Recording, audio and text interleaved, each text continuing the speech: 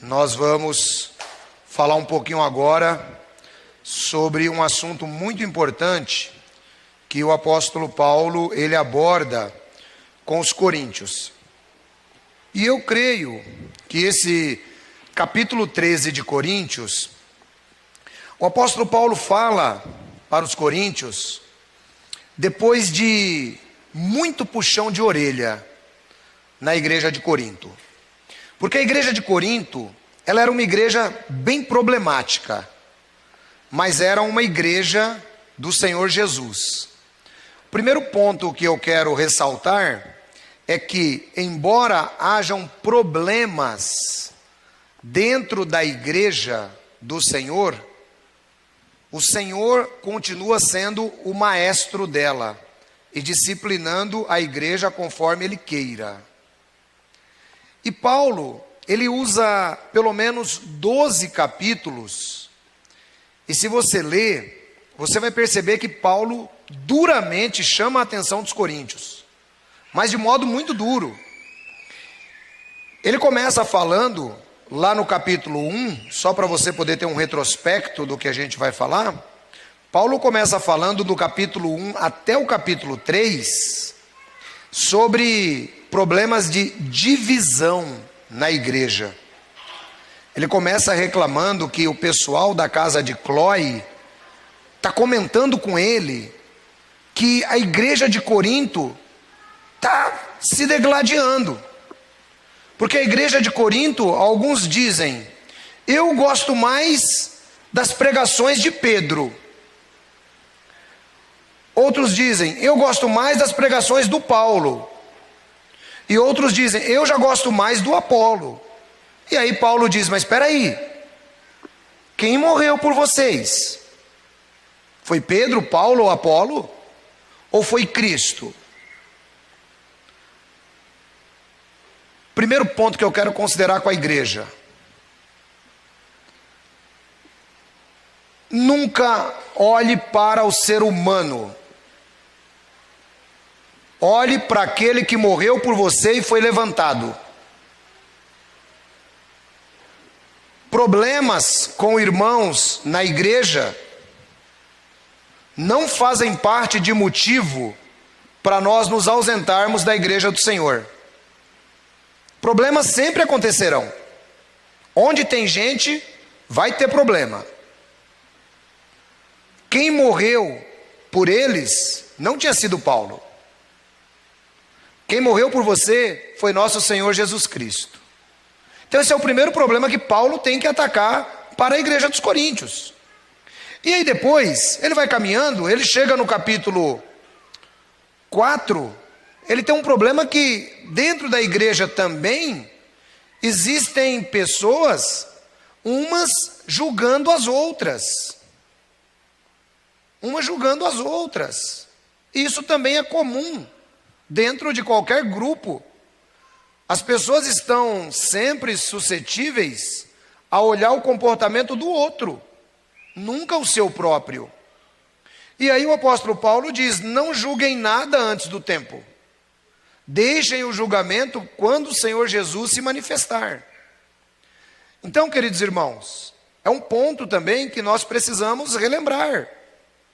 Deixar o julgamento para o Senhor Jesus, não para nós. Eu adotei um modo de vida, e mesmo como pastor, eu tento mantê-lo. Esse modo de vida, irmãos, é assim, que eu aprendi. Evite de ganhar um gato.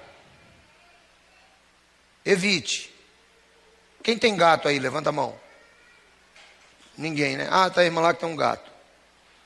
Pastor, como que é essa técnica de evite de ganhar um gato?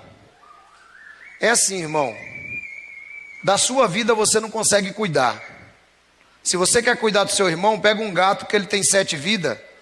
Aí você vai cuidar de 7 vidas. E deixa do irmão de lado. Quem entendeu o que eu estou falando?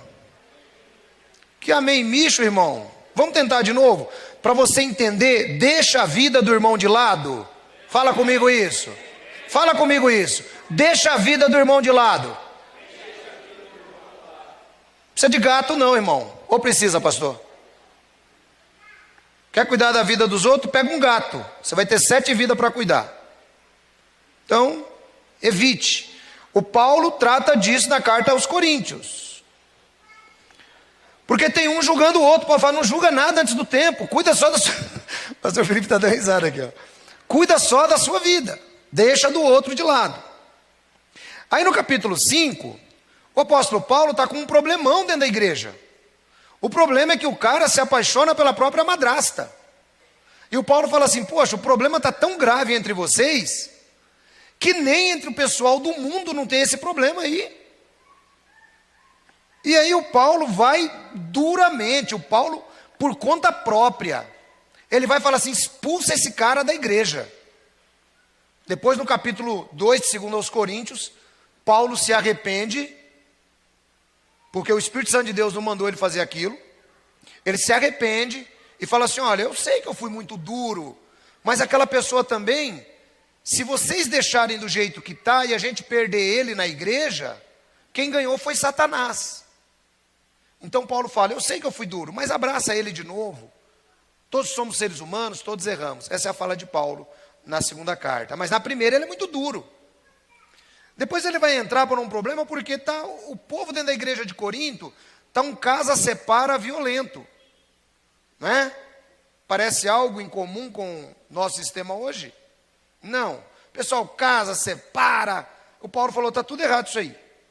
Está tudo errado, precisa resolver, porque eles estão numa grande metrópole, eles têm problema com várias zonas de prostituição. Então Paulo fala assim, ó, se for para o camarada ficar se prostituindo, é melhor ele casar. E aí, ele trata desse assunto duramente no capítulo 6 e 7. No capítulo 9 até o 10, a igreja de Corinto, os irmãos estão com um problema que eles vão lá no templo de Zeus, vão no templo de Apolo, vão no oráculo de Delfos, e eles compram carne. E eles compram carne que foi sacrificada aos ídolos. Só que tem irmão que o Paulo diz assim, olha, se você não tem problema com isso, você come. Mas, se o seu irmão passar e ver você lá no templo de Zeus, comendo carne sacrificada ao ídolo, como é que vai ser a consciência do seu irmão? Então, Paulo também tem problema com gente que não entendeu ainda a idolatria direito. E quando ele chega no capítulo 11, que é a ceia do Senhor, conforme consideramos hoje, o apóstolo Paulo está com um problema que tem gente bêbado na ceia do Senhor.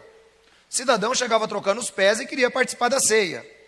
Então Paulo fala, está tudo errado o que está acontecendo entre vocês. Um ponto, irmãos, que a gente deve levar em consideração, principalmente para os críticos da religião, é que isso aqui era uma igreja do Senhor Jesus, e embora fosse uma igreja do Senhor Jesus, ela estava cheia de problemas. Porque onde tem seres humanos, existem problemas. Mas Paulo dá aquela corrigida. Quando ele chega no 12, é isso que é o mais legal e mais interessante. A igreja está cheia de problemas. Só que ele diz assim, vocês estão cheios de dons. Olha que coisa. A igreja com esse rolo todo, mas o Paulo diz, vocês são uma igreja cheia de dons. Aí ele vai explicar os dons para a igreja no capítulo 12. Então Paulo não alisou a igreja de Corinto. Então quando ele chega no capítulo 13, Paulo tem essa característica. O Paulo bate, depois ele vai lá e dá uma passadinha de mão em cima. Ele sempre faz isso nas cartas dele. Então quando ele chega no 13, agora ele vai mostrar o seguinte, que embora ele tenha sido duro, que embora ele tenha falado tudo isso, existe uma bússola que deve encaminhar a vida de cada cristão. E essa bússola se chama amor. É aqui no 13 que ele vai explicar agora e é onde eu vou trabalhar com vocês. Aqui eu fiz só um breve retrospecto. E eu acho, irmãos, que isso é legal de trabalharmos isso, porque nós estamos propensos a sempre julgar E quando nós julgamos, é uma grande falta de amor. Eu não sei se vocês viram, no final do ano, o Papa tem 80 e poucos anos, né, tadinho? O Papa está velhinho. O Papa estava lá no meio do povo, dando a mão. A mulher puxou o Papa para cima dela. Quem viu isso aí? O Papa deu um tapa na mão dela, irmão. Vai brincar com o Papa para você ver. Já tinha até uma música do Titãs, varão, que dizia que o Papa é pop. O Papa deu um tapinha na mão dela. Aquilo repercutiu de um jeito no mundo que os caras começaram a dizer que o Papa estava sendo a favor do feminicídio. Porque o Papa bateu em uma mulher. Não, olha o absurdo. Olha o absurdo. Né? Por que eu estou dizendo isso? Porque a propensão de julgar, principalmente quem está em autoridade, é muito fácil. É muito fácil. Eu olhei aquele tapinha do Papa como algo natural, um tapa de pai para filho. É igual seu filho, vai pegar o negócio, você não quer que pegue, dá um tapinha na mão. Eu olhei assim, o Papa fazer isso aí. Ele não é Papa? Papa não significa que ele é o pai de todos? Então ele pode dar um tapinha na mão da fiel. Né? Eu não posso, porque eu não sou Papa. Mas a propensão, irmãos, de julgar é muito grande. Então Paulo, ele vai trabalhar agora isso no capítulo 13. Tipo assim, ó. Pessoal da igreja de Corinto, tudo que eu falei para vocês está certo. Tudo que eu falei está certo. Mas existe algo que vocês precisam entender. Tipo assim, não peguem tanto ao pé da letra tudo que eu falei lá atrás.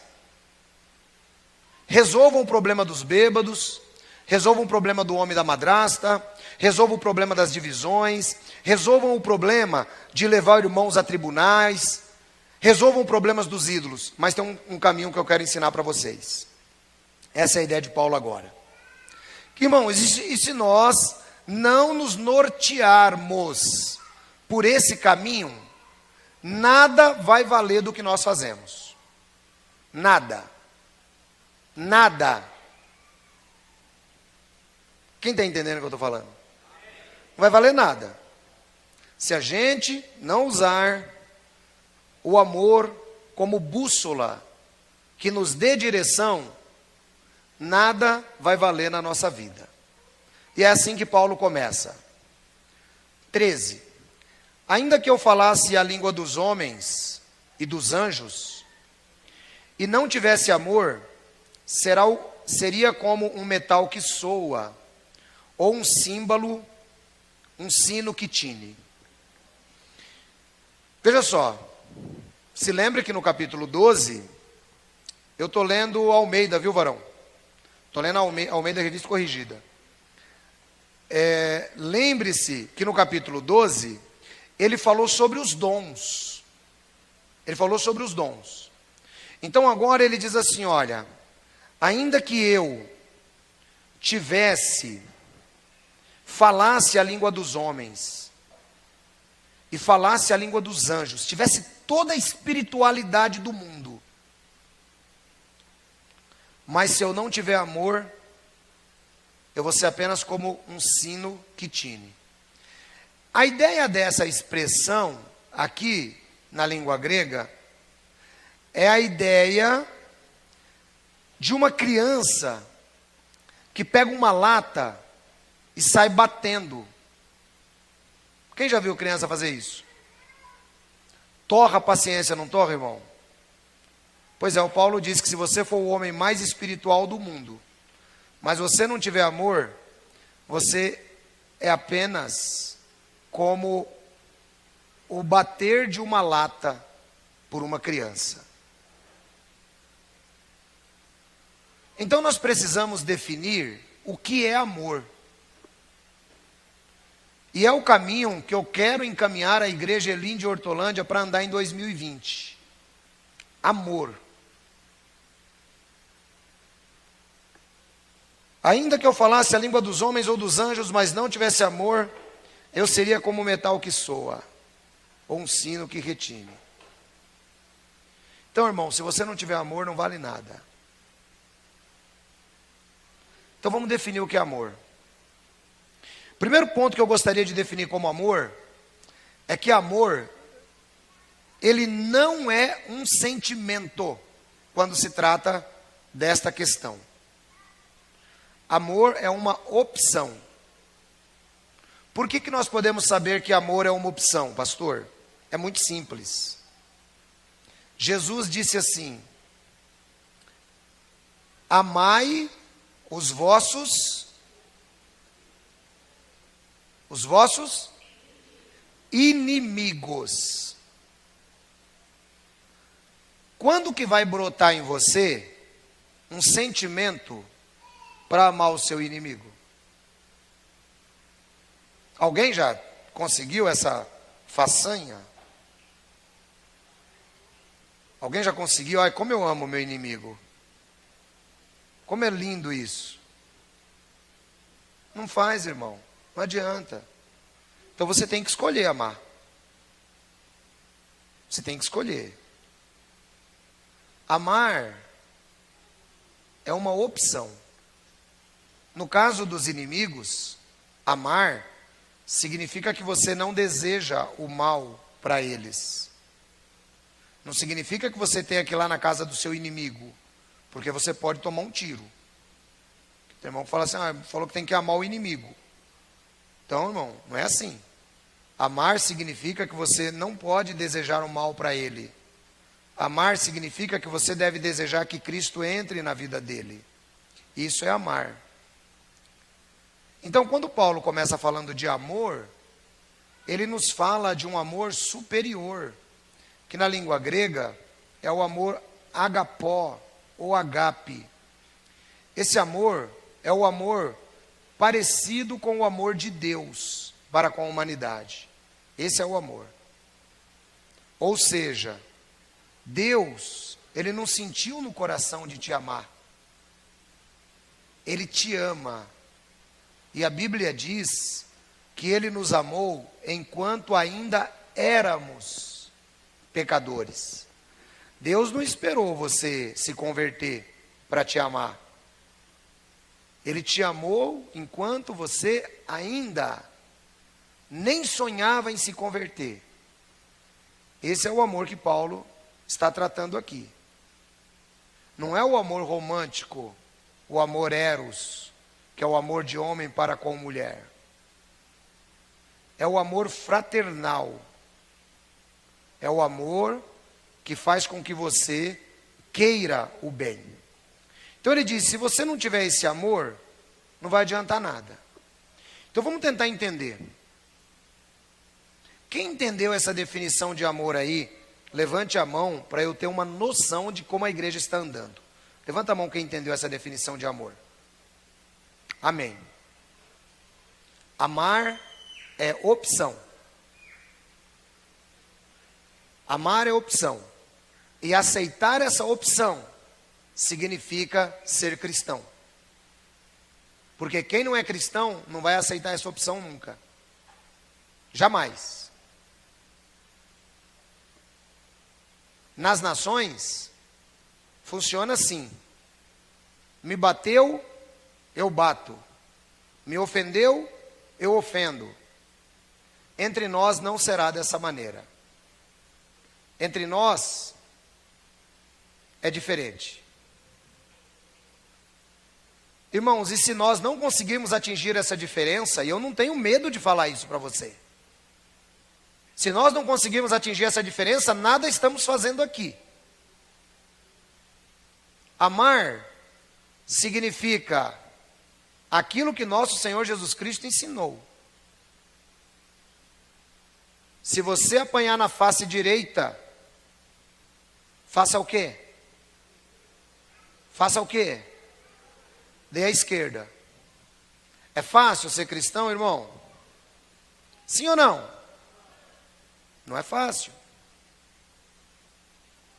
O camarada bateu na sua cara. A nossa tendência humana é revidar, é ir para cima. Mas Jesus fala que é diferente. Se alguém bater na sua face, dê a outra face. Irmãos, quando eu leio essa passagem de Jesus, e alguém me ame, por gentileza, e me traga um copo d'água,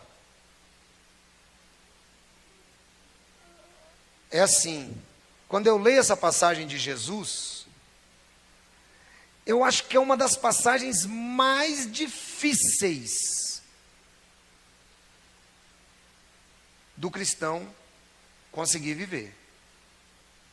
É uma das mais difíceis, porque ela vai contra a nossa índole humana. Ela vai contra. E eu fico analisando o porquê que Jesus também disse assim, ó: felizes os mansos, porque herdarão a terra. Porque, irmãos, isso está completamente relacionado com essa fala dele. E aí eu consigo andar mais um pouco e entender por que que o cristianismo relaciona as pessoas com ovelhas. Por que que o cristianismo relaciona as pessoas com ovelhas? Quem está acompanhando onde eu vou chegar, levanta a mão aí para me ver. Quem está acompanhando? Obrigado. Irmãos, olha que coisa interessante. Olha que coisa interessante. Apanhar e dar outra face. Ser ovelha e ser manso. Tudo está intrinsecamente ligado. Por quê?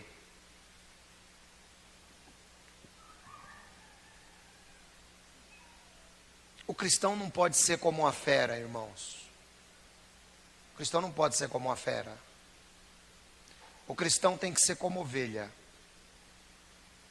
Ah, então eu estou sendo bobo dentro da igreja, né, pastor? Não. Você está sendo cristão.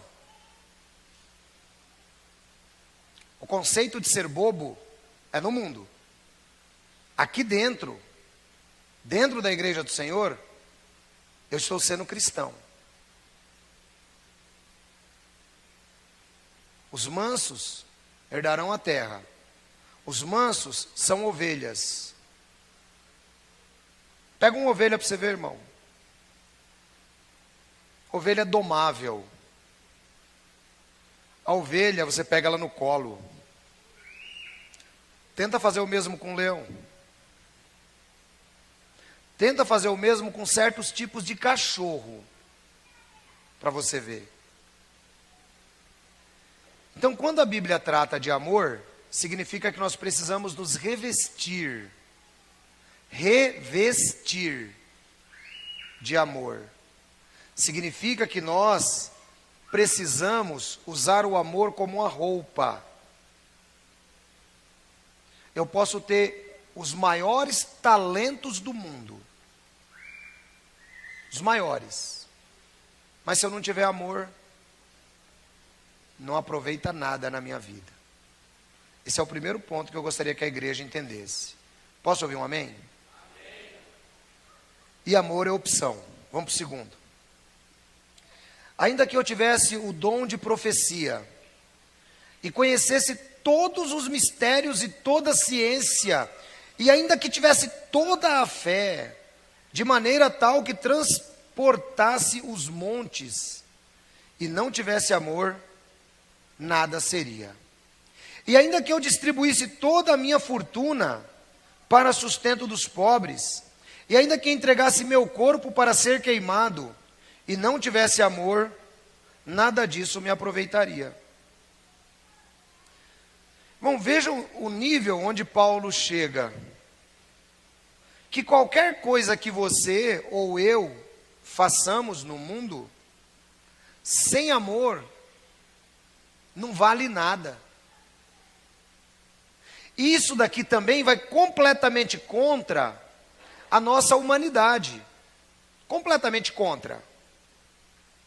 Porque eu posso justificar as minhas ações desamorosas. Eu posso justificar perante vocês. Só que essas ações, elas não nascem fora do meu coração. Elas nascem no coração. Então exige-se uma mudança de coração. Exige-se uma mudança de coração. Se nós temos que optar pelo amor que a Bíblia ensina. Ou seja, eu posso ser a pessoa mais espiritual. Mas se eu não optar pelo amor, se eu não fizer o amor ser a minha bússola, não adianta nada. Nada, nada, nada. A pessoa vai se tornar uma pessoa infeliz, vai se tornar uma pessoa solitária, vai se tornar uma pessoa chata. Porque tudo é muito exigente. Tudo é muito do meu jeito. Tudo é muito de uma maneira ríspida, de uma maneira grossa, de uma maneira onde as pessoas não se aproximam. Ele fala, não adianta nada. Ainda que eu entregasse meu corpo para ser queimado, em benefício dos outros. Se eu não tiver amor, de nada me aproveita. Então, amor é uma condição, irmãos, que está no coração. E é aí que a gente tem que se autoavaliar. Quem sou eu no íntimo do meu coração? Quem sou eu? O que as minhas ações produzem em relação ao meu próximo? Porque você quer se conhecer? É muito simples. É muito simples. Funciona assim. Vou ensinar para você se conhecer. Quem quer aprender a se conhecer aí, dá um amém. Vou ensinar. Funciona assim, ó.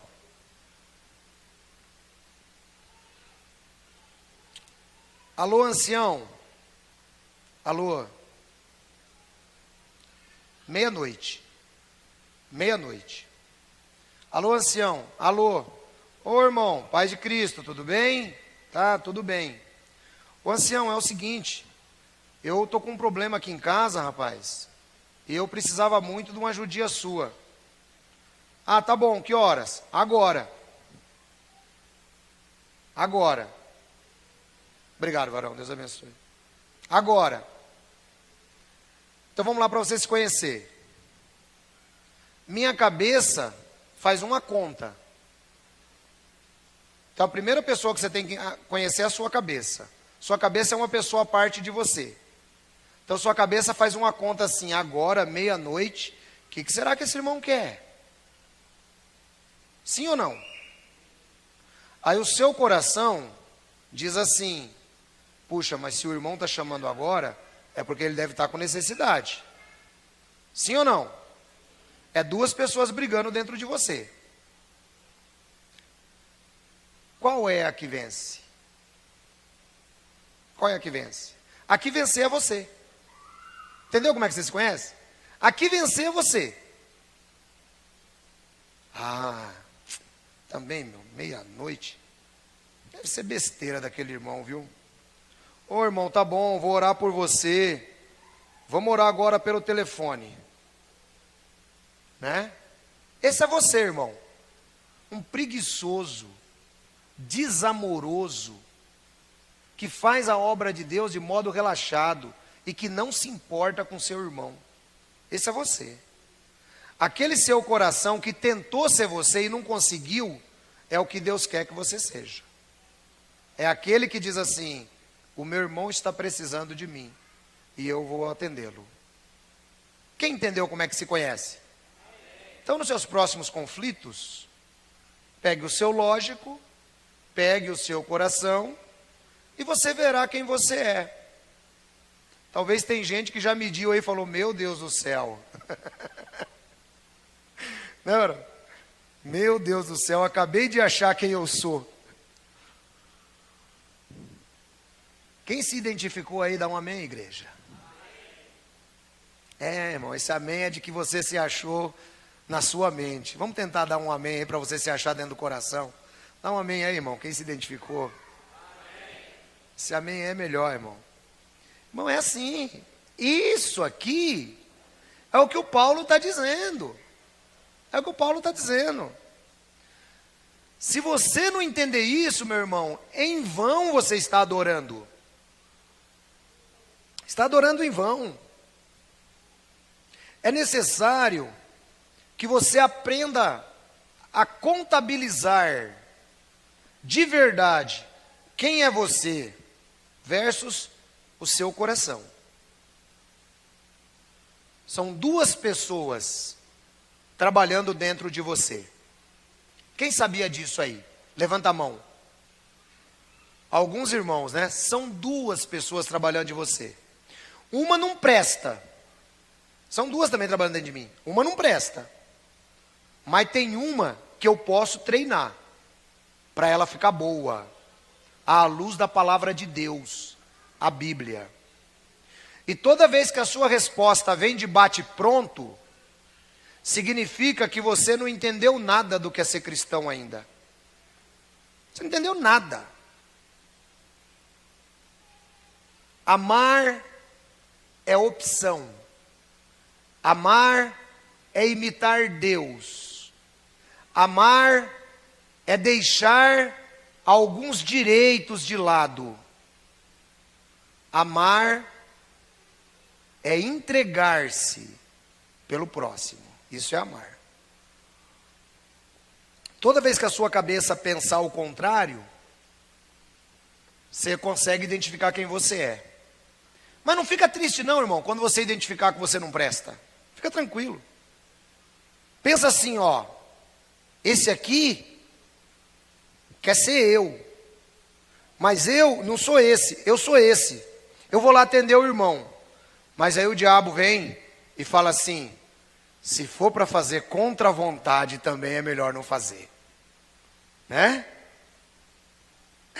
Porque o diabo quer que você continue sendo duro. O diabo quer que você continue sendo carnal. O diabo quer que você continue sem ser crente. É isso que ele quer.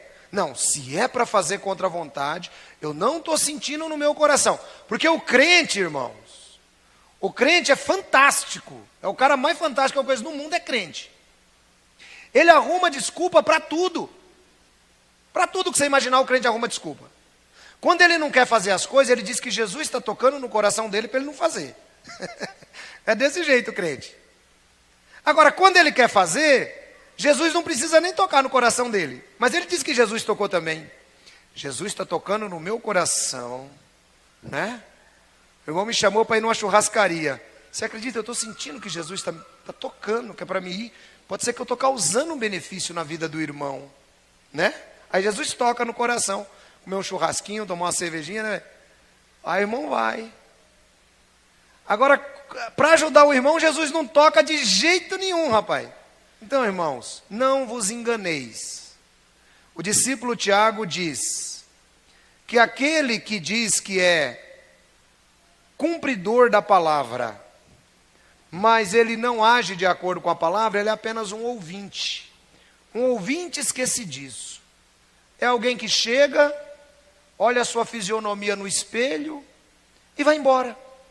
Batom borrado, sobrancelha tudo por fazer, aquele monte de cabelo saindo do ouvido, do nariz, barba mal feita, e ele vai embora. Estou bonito. Assim é o crente, que não consegue fazer a conta lógica versus quem eu sou no íntimo de verdade.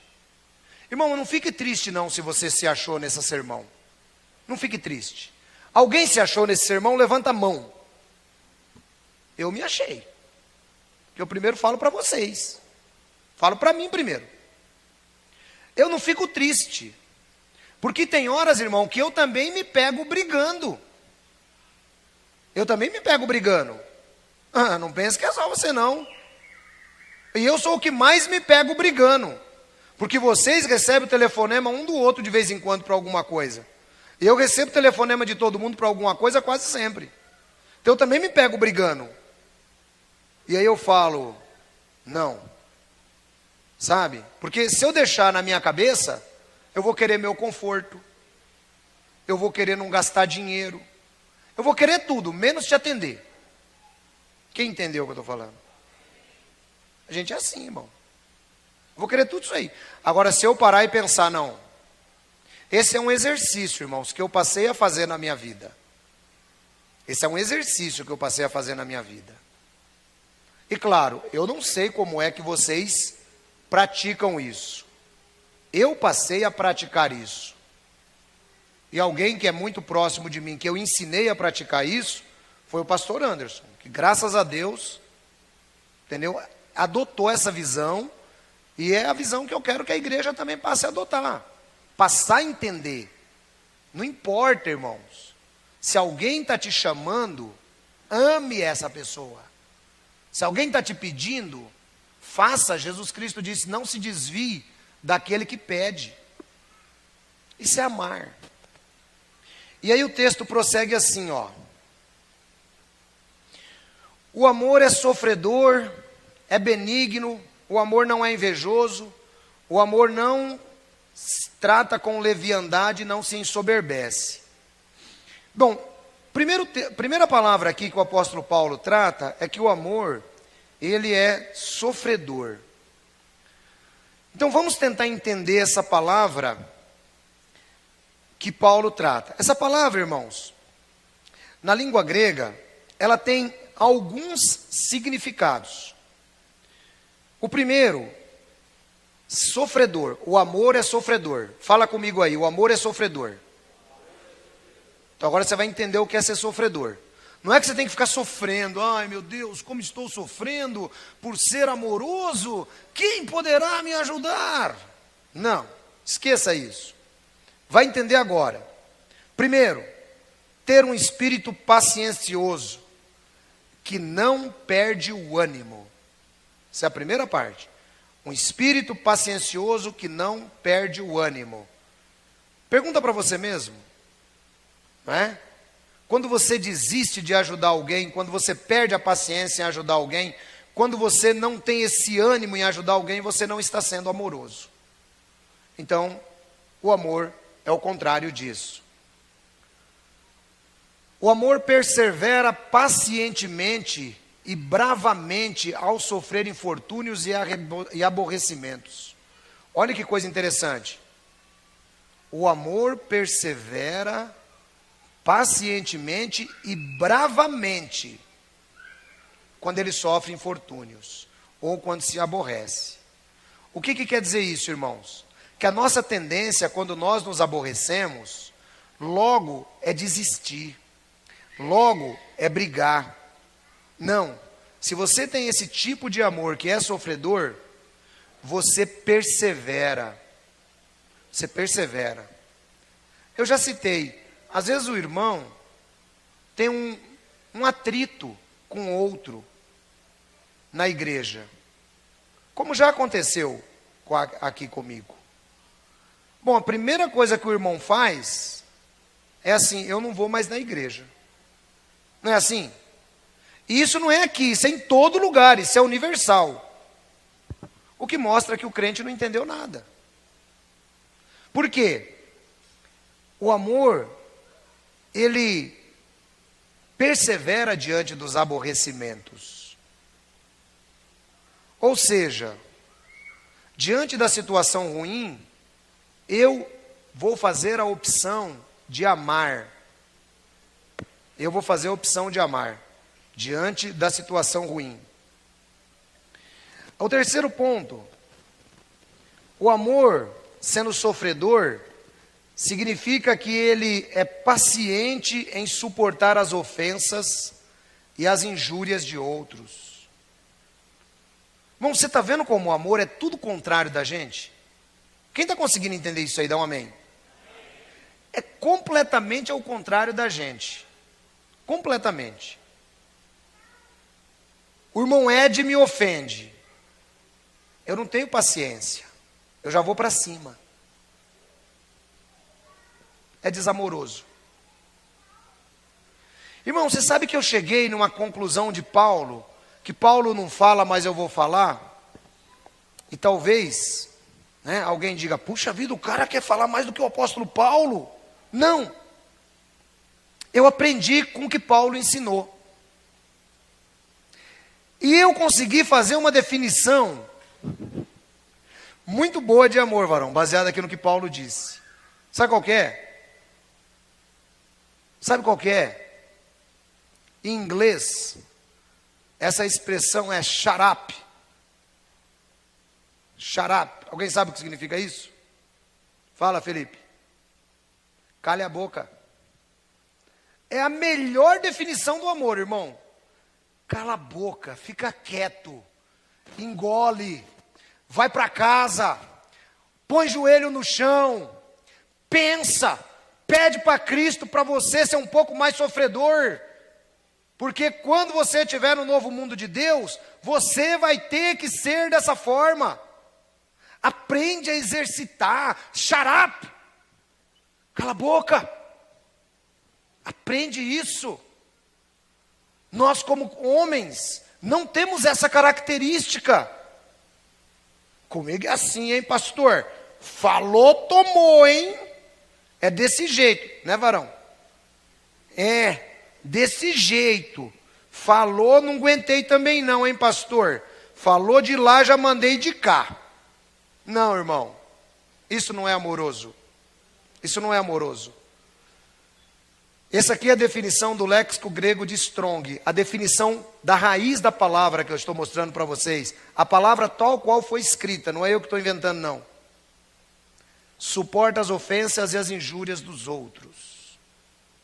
Da próxima vez que você for ofendido ou injuriado, sabe o que a Bíblia diz que Jesus fazia? Entregava nas mãos daquele que está lá em cima. Quando você for ofendido ou injuriado, irmão, shut up. Dói. Dói. O negócio é difícil, irmãos. Eu aprendi na prática isso, viu? Ainda mais se você tiver um comportamento do nível sanguíneo, né? Se você tiver aquele comportamento do nível sanguíneo, é pior ainda. Você tem que escutar, engolir. E o bicho é ruim de descer, hein? Você escuta, engole, vai para casa e chega lá e fala assim, Jesus, cuida da vida desse irmão que me ofendeu. Aí, irmão, você aprendeu o que é ser cristão. Aí você começou a dar aquela andadinha. Aí você começou a, não é se aborrecer, sabe? E hoje com o WhatsApp, tá fácil. Ó, ah é? Espera aí que eu já vou mandar uma mensagem para ele agora. Detona no WhatsApp a mensagem. Shut up, irmão.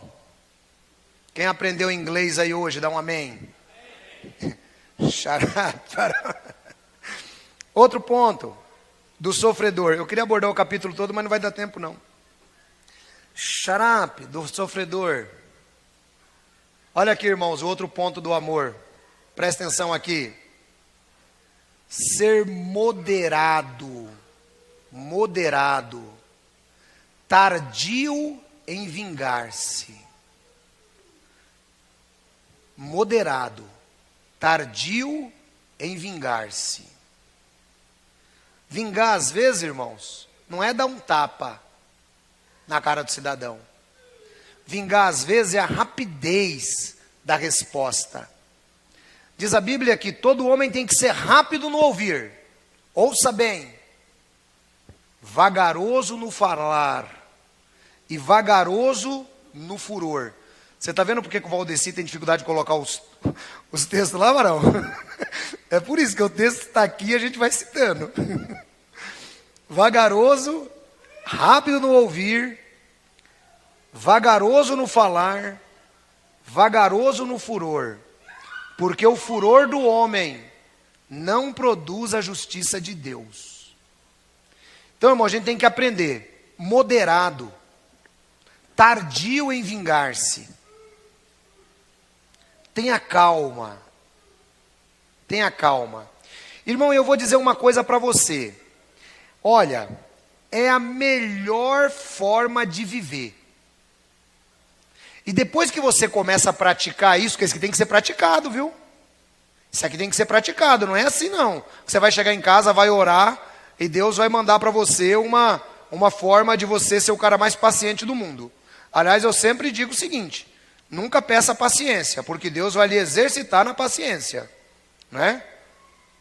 Deus vai te exercitar na paciência. O cidadão pedia paciência para Deus, Deus mandou um trigêmeos para ele, varão. Porque aí ele, né, tem que cuidar, agora é filho dele, então vai ter que cuidar. Então agora não tem mais jeito. Aí se tornou o cara mais paciente do mundo, né? Porque agora com o filho dele, ele não pode brigar mais, né? Né, Débora? Com o filho dos outros é fácil. Quero ver com o filho dele, aí ele tem que ser paciente, né? Eu falo, né, Débora, porque de vez em quando eu dou umas broncas nos filhos dela, que eu tenho como se fosse meu filho também. Né, Jesus? Então, irmão, aí é fácil. Aí Deus dá paciência pro cara, dá um trigêmeos pro cara. Aí depois, eu estava assistindo esses dias um filme. Eu até nem gostei do filme, mas pelo Morgan Freeman, eu assisti, que eu gosto muito daquele ator. A Volta do Todo-Poderoso. Né? Alguém já assistiu esse filme aí? Eu achei interessante o filme, porque é um filme que não é debochado, né? É uma história que ele cria dentro da visão de Noé para salvar o rompimento de uma barreira lá nos Estados Unidos. Então é muita briga, então é Deus querendo salvar o povo, e o povo não quer ser salvo, porque todo mundo está pensando em dinheiro.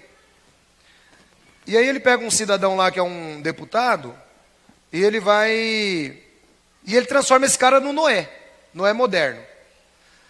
E aí vira um absurdo, né? Porque o camarada chega lá no Congresso, de terno e gravata, chega lá, ele está lá sentado, de repente ele vira Noé.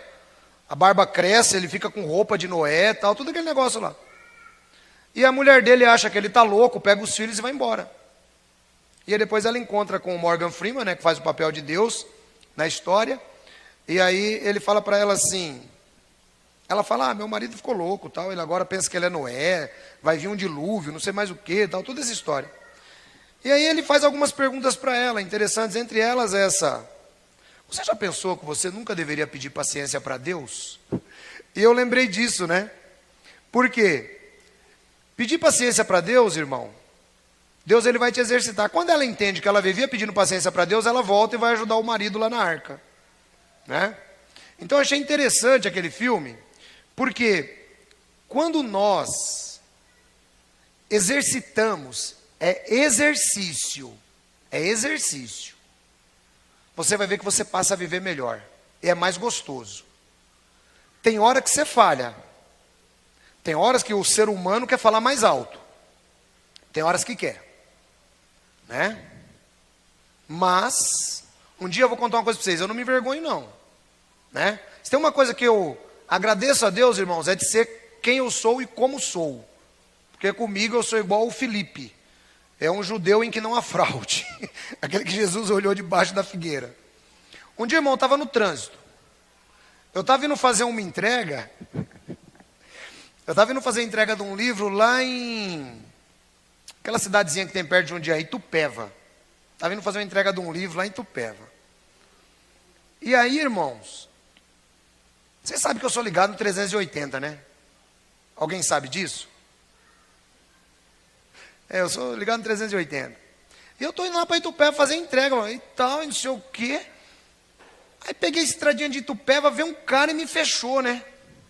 Aí eu peguei e xinguei, né? Só que eu não xinguei nome feio não, viu, irmão? Xinguei nome mais ou menos bonito. Mas xinguei o cara. Aí beleza. Quando chego lá na frente para parar para entregar o livro para o cara, de quem era a casa do livro que eu ia entregar? do cara, meu. Varão, pensa que é moleza. Você tem que tomar cuidado para não xingar no trânsito. É isso daí.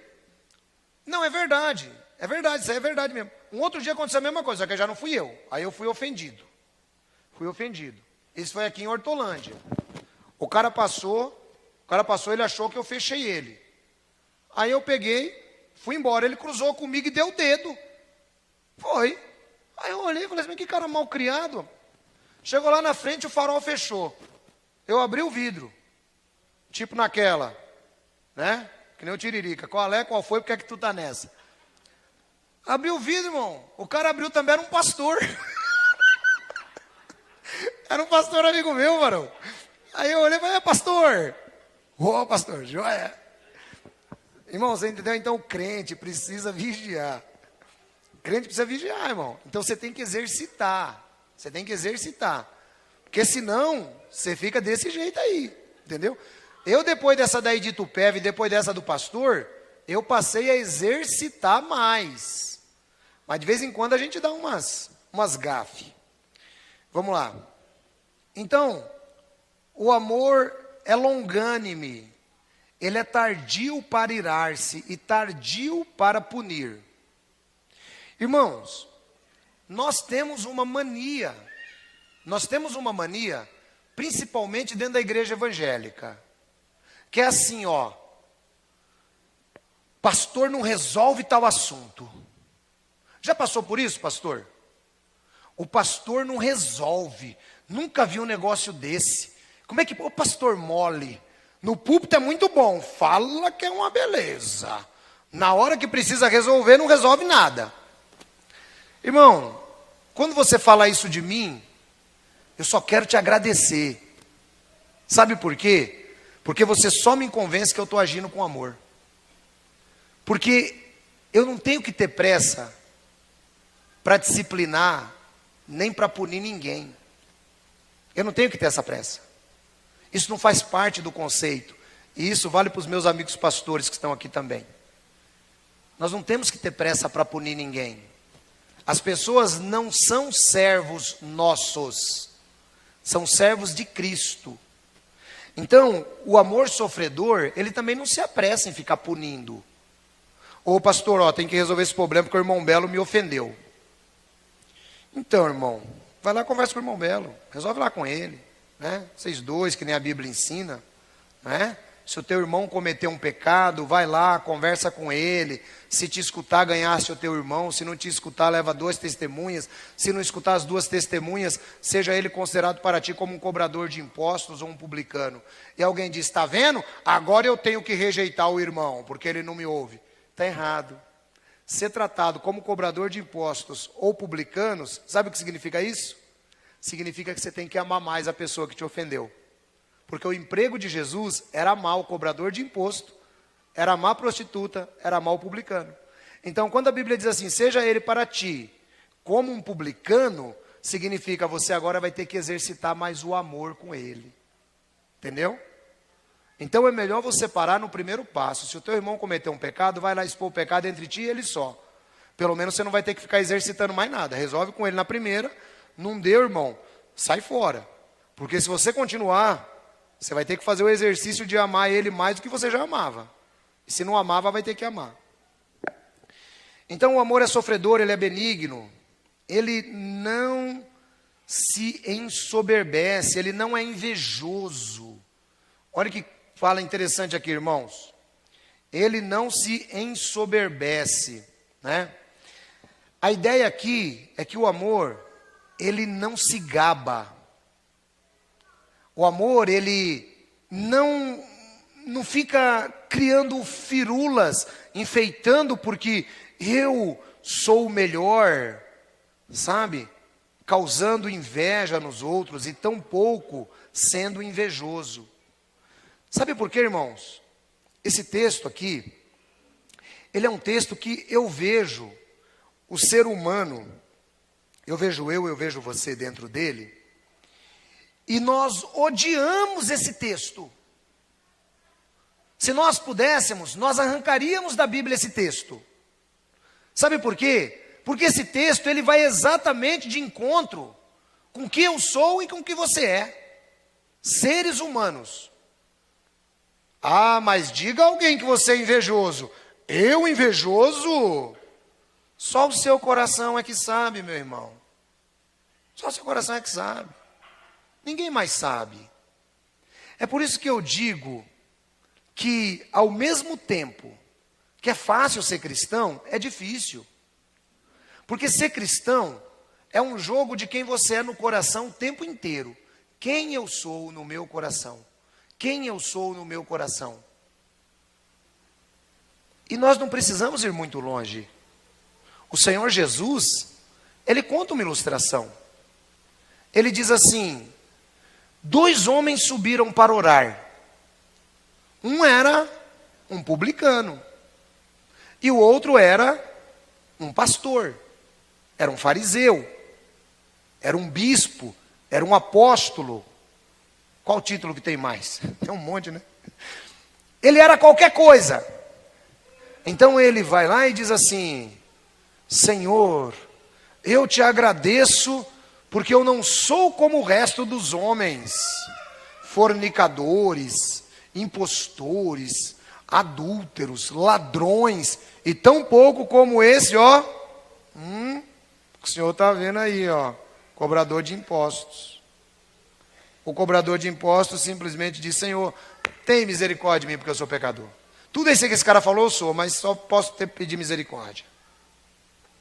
Então, irmãos, o que significa isso? Que quando a gente passa a olhar para dentro de nós mesmos e só nós nos conhecemos. Só nós nos conhecemos. Sua mulher não te conhece. Seu pastor não te conhece. Só você se conhece. Você e Deus. Só. E esse sermão de hoje é para ajudar você a entender um pouquinho mais quem você é. É para você entender que não adianta você achar que é, como dizia o João Epifânio, primeira lição do João Epifânio, varão. Às vezes, você pensa que é, mas não é. Então, irmão, não adianta você pensar que é, mas não é. Se você não demonstrar amor, se você não exercitar o amor, você pode fazer de tudo. Para Deus você não é nada. A bússola do cristão é o amor.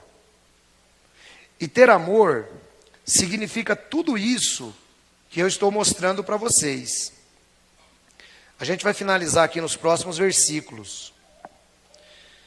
Diz a Bíblia aqui que o amor, ele não folga com a injustiça, mas ele folga com a verdade. Diz aqui que o amor não suspeita o mal. Olha que fala interessante, irmãos. O amor não suspeita o mal. Eu estou lendo o versículo 5. Não suspeita o mal. Aqui, irmãos, tem uma definição muito interessante. Tem uma definição muito interessante de amor. Olha só, não suspeita o mal. Aí você olha assim, então, para você ficou do mesmo jeito, né? Então vamos lá. A primeira definição é: o amor não fica calculando, o amor não fica computando os erros do seu irmão. Essa é a primeira ideia que a língua nos traz. O amor não fica calculando e não fica computando os erros do seu irmão. Quando você começar a entender isso, você melhorou. Quer ver um detalhe interessante? Quer aprender o quanto você computa ou calcula os erros do seu irmão? Quer aprender? Quem quer aprender isso aí, dá um amém. Eu vou ensinar.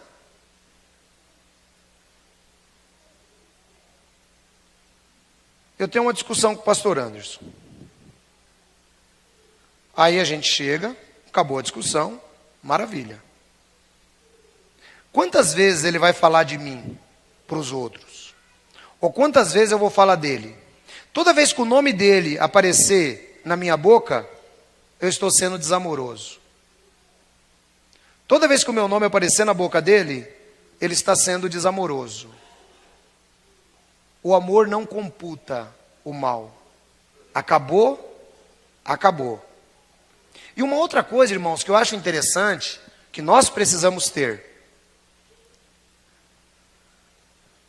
Nós, na nossa língua ocidental, essa aqui agora foi igual do Michel Temer, você viu essa virada aqui, ó? Essa aqui foi igualzinho do Michel Temer agora.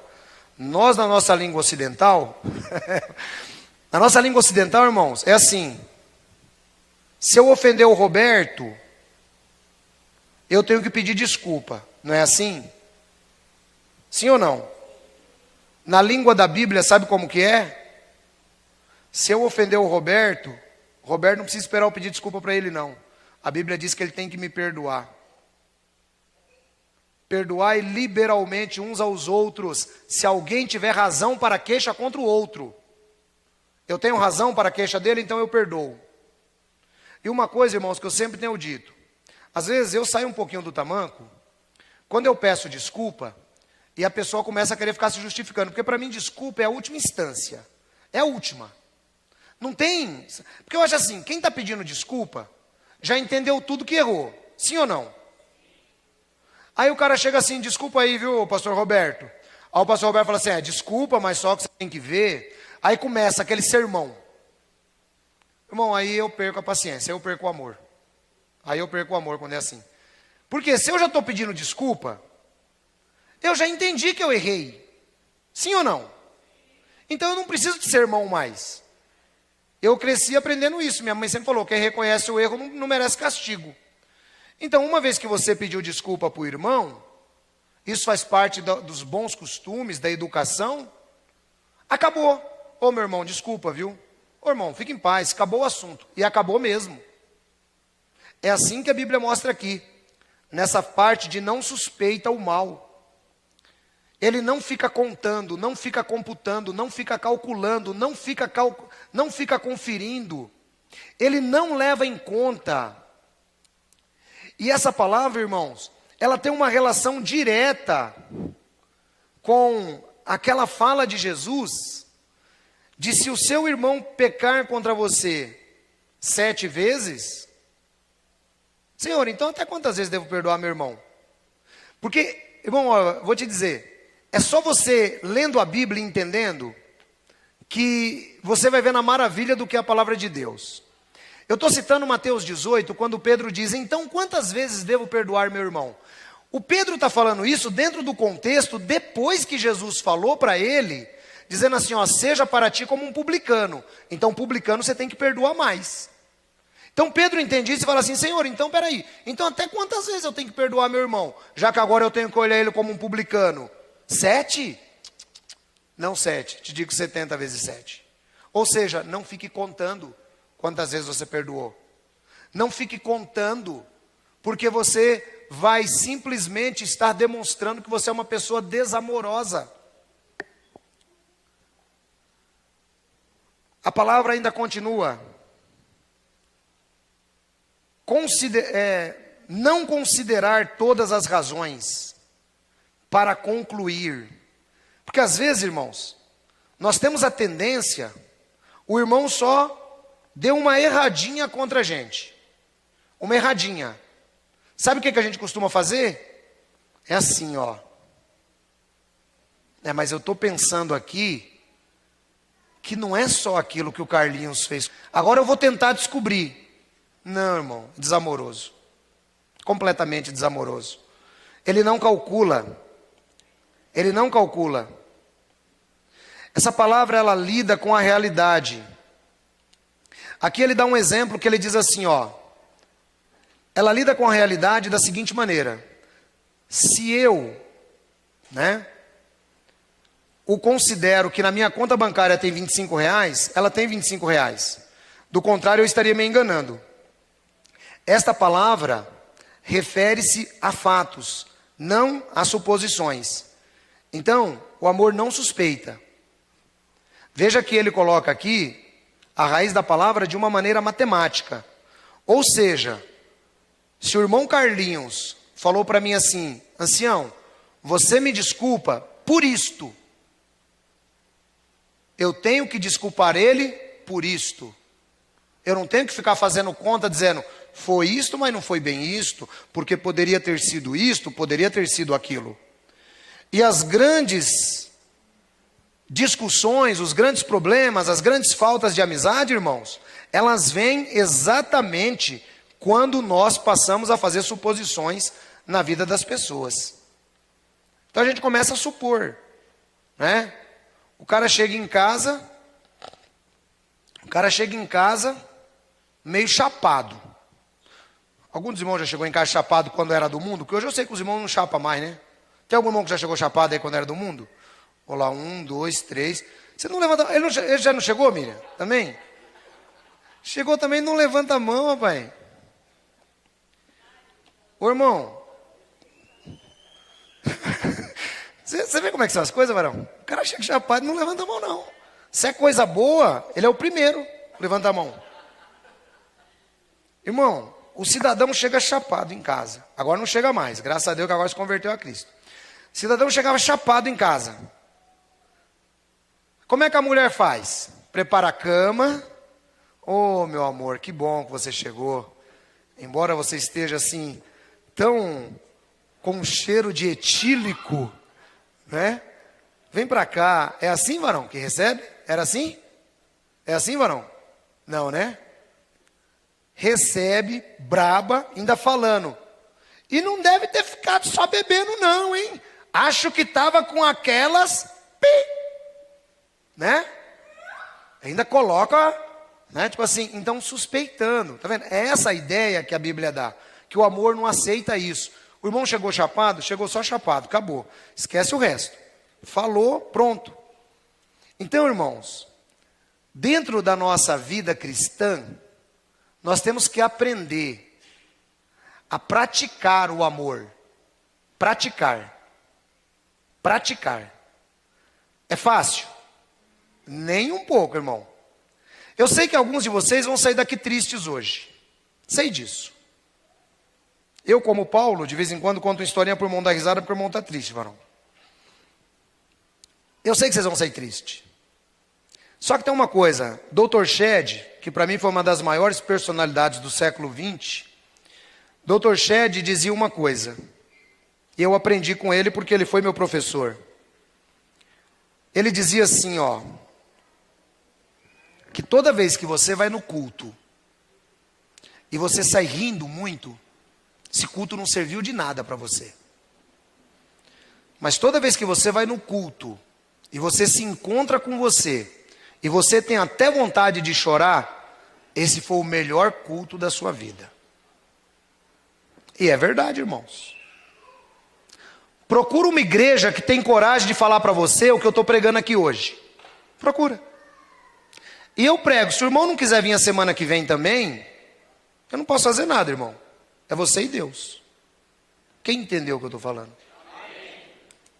Eu tenho a obrigação de ensinar. Não ensino para ninguém individualmente. Ensino para a igreja. Eu coloquei na minha cabeça esse ano, que esse ano nós precisamos caminhar um pouco melhor. Precisamos amar mais. Precisamos nos dar mais pelos nossos irmãos. Não foi isso que nós falamos no final do ano? Então, meus irmãos, é desse jeito. Se você saiu daqui hoje se encontrando com você, o Espírito Santo de Deus falou com você. Obrigado, varão. Se você saiu daqui hoje se encontrando com você, o Espírito Santo de Deus falou com você. Isso é ótimo. Isso é excelente. Charles Spurgeon dizia uma coisa interessante. Que iria chegar um tempo onde os púlpitos se tornariam palcos e os pastores seriam palhaços divertindo uma plateia. Entre nós não será assim. Deus abençoe você e que a sua vida possa ser um pouco mais amorosa a partir de hoje.